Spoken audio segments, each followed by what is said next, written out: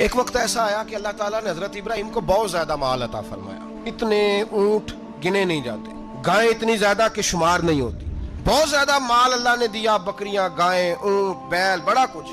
تو رب کریم نے فرشتوں سے فرمایا کہ واتخذ اللہ ابراہیم خلیلا, ابراہیم میرا دوست ہے. تو فرشتے کہنے لگے یا اللہ جسے اتنا کچھ دیا جائے اس نے دوست تو بننا ہی ہوتا ہے. اللہ کریم نے فرمایا جاؤ آزمائش کر لو. فرشتہ امتحان لینے پہنچ گیا.